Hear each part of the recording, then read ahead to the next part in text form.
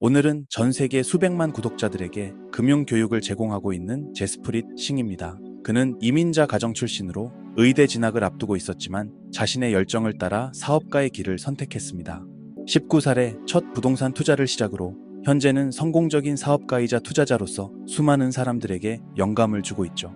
특히 그가 운영하는 금융 뉴스레터 마켓브리프스는 복잡한 금융 정보를 누구나 이해하기 쉽게 전달하며 큰 인기를 얻고 있습니다.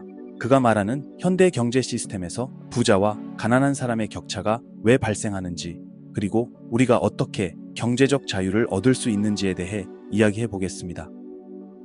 우리가 살아가는 경제 시스템은 이해하기 어려울 수 있지만 기본적인 원리를 파악하면 우리도 충분히 경제적 성공을 이룰 수 있습니다. 많은 사람들이 돈에 대해 잘못된 인식을 가지고 있거나 돈을 어떻게 다뤄야 하는지 모르는 경우가 많습니다. 먼저 현재 우리가 사용하는 돈의 본질에 대해 이해해야 합니다. 우리가 사용하는 화폐는 실제로는 정부와 연방준비은행이 관리하는 단순한 종이에 불과합니다. 여기서 흥미로운 점은 연방준비은행이 이름과 달리 실제로는 연방기관도 아니고 준비금도 없으며 일반적인 은행의 기능도 하지 않는다는 것입니다. 정부와 연방준비은행은 필요에 따라 새로운 돈을 만들어낼 수 있습니다. 이것이 바로 인플레이션의 원인이 됩니다. 실제로 2020년 팬데믹 상황에서는 전례 없는 규모의 돈이 새로 발행되었습니다. 이때 특이했던 점은 연방준비은행이 처음으로 직접 기업들의 채권을 매입하기도 했다는 것입니다. 정부가 새로운 돈을 발행하면 시중에 돈의 양이 늘어나고 그 결과 각각의 돈의 가치는 떨어지게 됩니다. 이것이 우리가 매년 생활비가 오르는 것을 체감하는 이유입니다.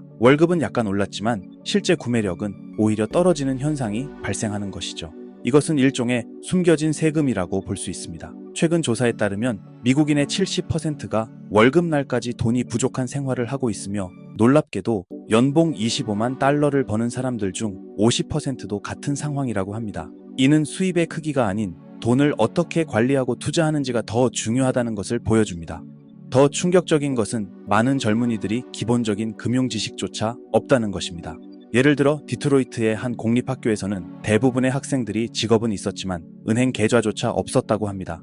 대신 그들은 수표를 현금으로 바꾸면서 수수료를 지불하고 남은 돈을 즉시 소비하는 패턴을 보였습니다. 이런 상황에서 부자들은 더 부자가 되고 가난한 사람들은 더 가난해지는 이유는 자산의 소유 여부에 있습니다. 부자들은 현금을 보유하지 않고 대신 주식, 부동산과 같은 자산을 구매합니다. 자산이란 단순히 돈을 소비하는 것이 아니라 지속적으로 수입을 창출할 수 있는 것들을 의미합니다. 예를 들어 주식을 구매하면 회사의 성장에 따른 이익을 얻을 수 있고 부동산을 구매하면 임대료 수입을 얻을 수 있습니다. 실제로 2020년 팬데믹 상황에서도 자산을 보유한 사람들은 오히려 더 부유해졌습니다. 정부의 통화 정책으로 인해 자산 가치가 크게 상승했기 때문입니다. 특히 주목할 만한 점은 정부가 돈을 풀 때 그 돈이 어디로 흘러가는지입니다. 예를 들어 정부가 국민들에게 지원금을 지급하면 그 돈의 상당 부분이 결국 월마트, 아마존, 애플과 같은 대기업으로 흘러 들어갑니다. 이는 자연스럽게 이들 기업의 주식을 보유한 투자자들에게 이익이 됩니다. 반면 대부분의 사람들은 월급을 받자마자 소비하거나 저축만 하는데 그칩니다. 많은 사람들이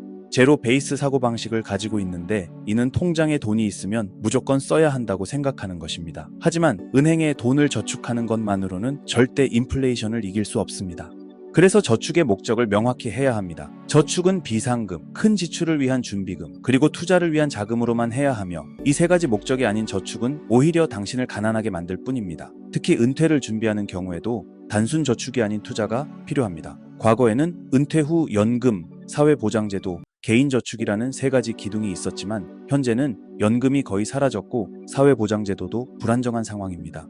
45세 이하 사람들의 경우 자신이 납부한 사회보장세가 실제로 본인의 은퇴 자금으로 이어지지 않을 수 있다는 우려도 있습니다. 401k와 같은 은퇴연금 계좌도 완벽한 해결책은 아닙니다.